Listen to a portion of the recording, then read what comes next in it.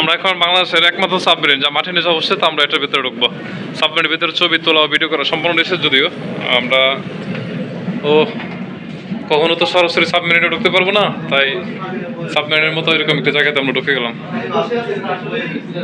তো সাবমেরিনের ভিতরে প্রবেশ করেছি আমরা।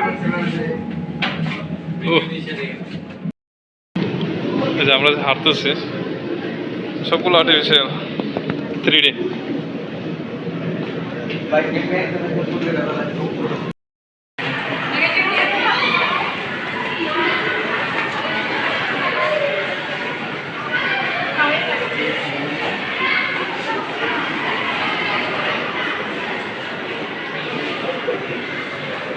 ওরা শেপ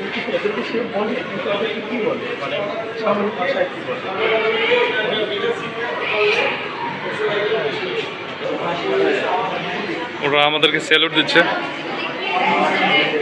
এই যে সাধারণ।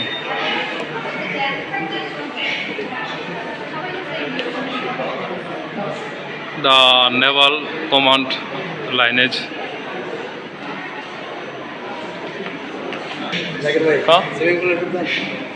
ও আচ্ছা, এটা সুইমিং পুল নাকি?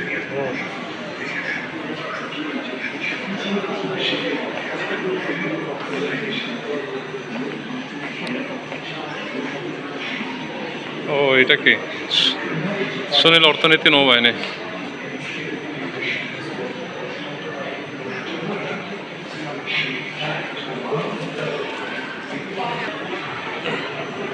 উপরে যাওয়ার জন্য সিঁড়ি।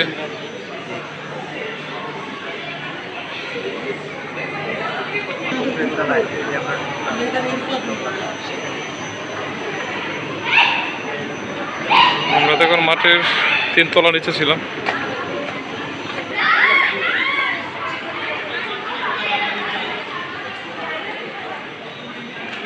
দেখার মতো নবল এরিয়া।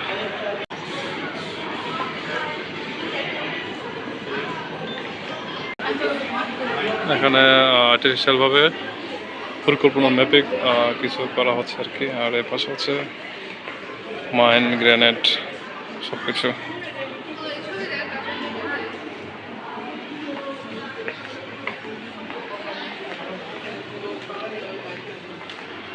বাংলাদেশের প্রাক্তন সেনাবাহিনীর প্রধানগণ,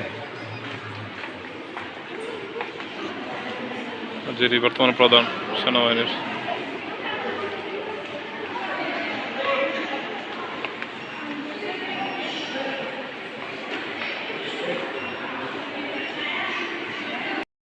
যা দেখি আর কি, হয়তো মুভিতে বেশি দেখি, এই যে 9mm পিস্তল, ওয়ালপার, এটা হচ্ছে রিভলভার।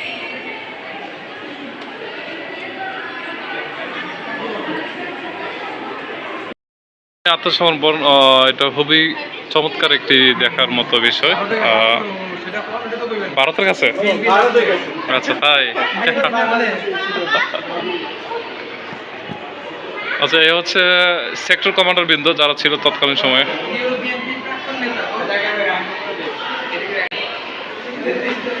এই যে এটা নিষেধ, এটা কি মেশিন গান নাকি?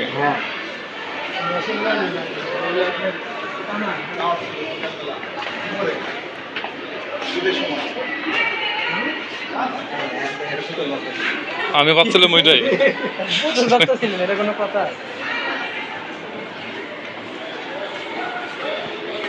সেক্টর কমান্ডার, প্রশিক্ষণ সম্পর্কিত এগুলো।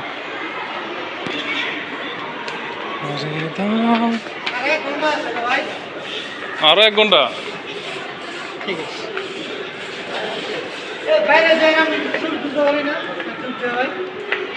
হ্যাঁ,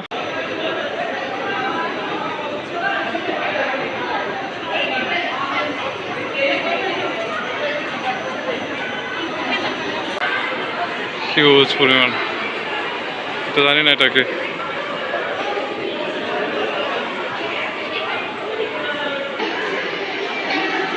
এখানে রয়েছে বেশ কিছু। আসলে এটা এত বড় মতো যাবে না।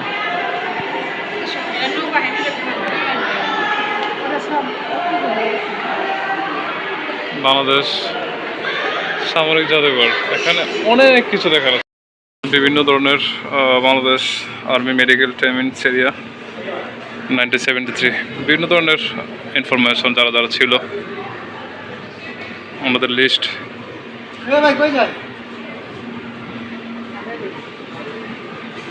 লিডারশিপ বাংলাদেশ সেনাবাহিনী প্রধানগণ, জাতিসংঘের বিভিন্ন ধরনের পতাকা সম্মানিত। ও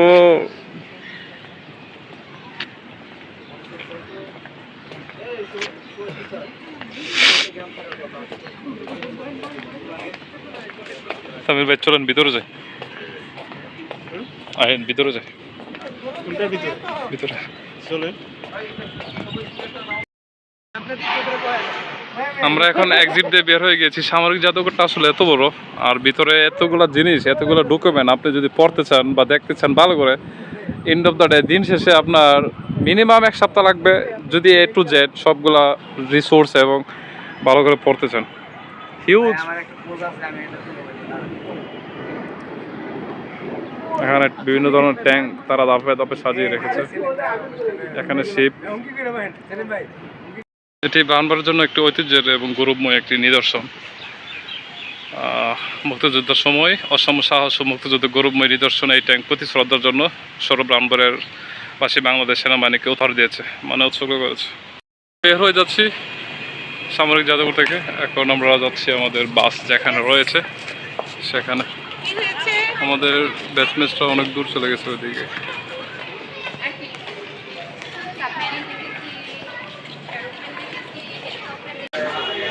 এটাই আগে ড্রেসিং, আগে চলেন ফ্রেশ হই।